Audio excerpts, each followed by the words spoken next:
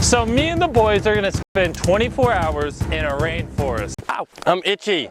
We're all city boys except for Chris, so it's gonna be a little rough. Yo, I'm already itching my butt sack off. This one's gonna be a little different than normal. We're not using tents. We have to build our own shelter and survive with the stuff on our back. So have any of you guys done this before? We did it in the desert, but we had tents. We were stuck taking care of all of us. Right here. No way, land. Whoa, whoa, chill, chill. Chandler!